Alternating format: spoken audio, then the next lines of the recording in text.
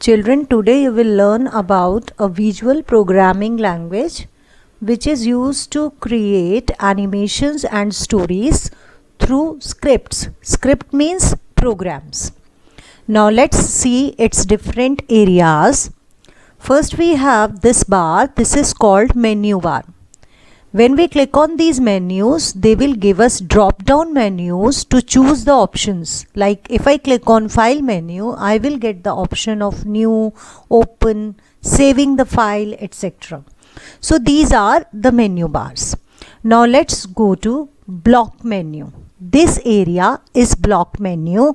Here I have 8 blocks: motion block, looks block, sound block, pen block, control block, sensing block, operators block and variables blocks. Using these blocks, I will be able to create my script for the stories or animations that I want to create. Under this, I have this block palette. Whatever the block I will select from this block menu, that block will appear in this block palette. Like right now motion block is selected, so I can see all the options of motion block here in the block palette. If I click on looks block, then I will be able to see all the options of looks block in the block palette. Same way I have sound block, so by clicking on these blocks I can get the options of the selected block in the block palette. Now let's come to script area. This is my script area. Script means program. If I want to create my animations and stories, I have to create a script, I have to create a program by dragging these blocks here. I have to drag these blocks according to my requirement in this area and I can create my script. So this area is called script area. Now let's go to stage. This white area is called the stage area, which will show me the result of my script. Like if I have created a script to create a story, so that script result I can see here on this stage. Now let's go to tabs. I have tabs here. This is my scripts tab. Once I click here, I will be able to see all the scripts that I have created, and even I can create a new script. When I click on costume tab, it will show me the different images of my sprite. You can see this is called sprite.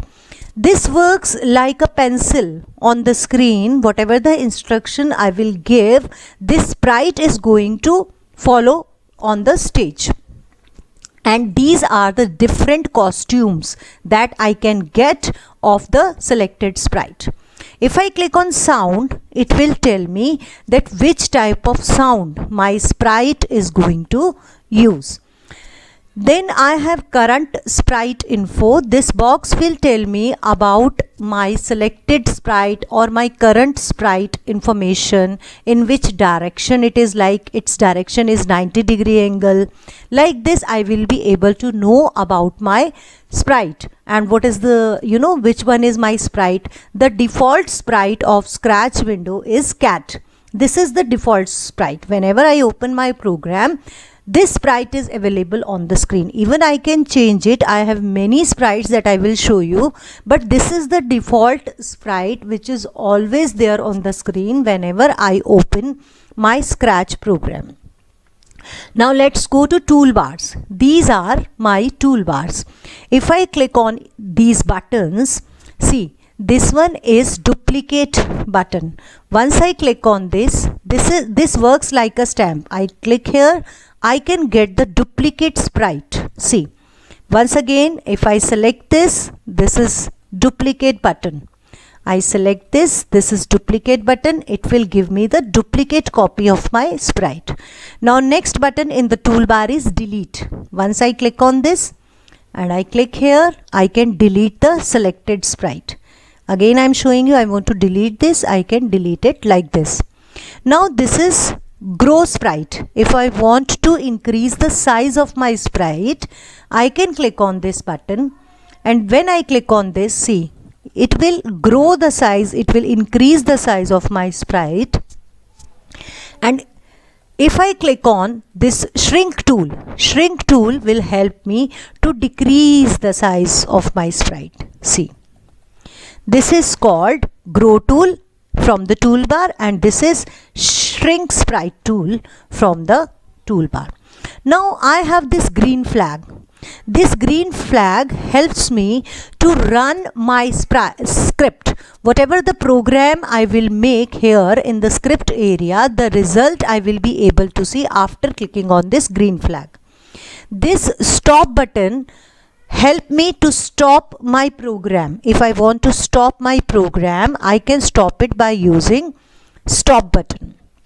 Now let's go to new sprite button. If I click here, I can paint a new sprite using this button. Means I can create my own sprite by clicking on that button.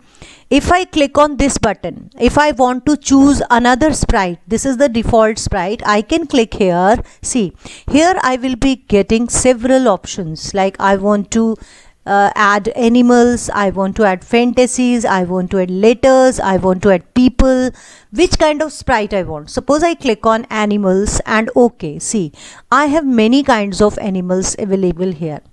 So any of the sprite, in place of this sprite, I can add any of the sprite that I want. See, this sprite will be there on the screen. This is called inserting new sprite. I have used new sprite button.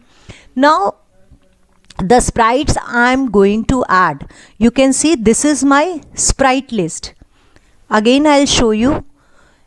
Suppose if I add this sprite also, see, it will be there on the screen, and my sprite list is increasing. So this is my sprite list. Now let's see, we have several blocks.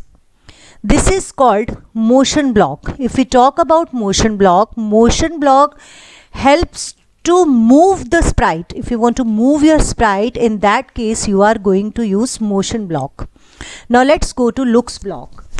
Through the looks block, you can change the sprite, background appearance also, and you can provide the ability to display the text. Now let's go to sound block. Sound block will help you to add the sound. If you want to, control the playback or the volume of musical notes, you can use the sound block. When I click on pen block, these blocks help us to draw, lines and all in different colors and in different sizes. I can use this pen block for that. Once I click on control block helps me to execute my script if I want, and even I can use loops also if I'm using control block.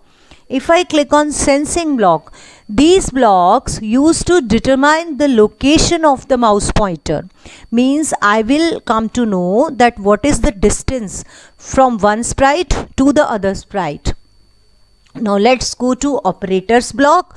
Operators block will help me to do arithmetical calculations, rounding and other logical comparisons also.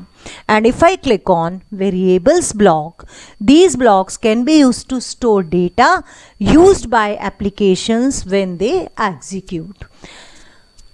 Thank you students. Have a good day.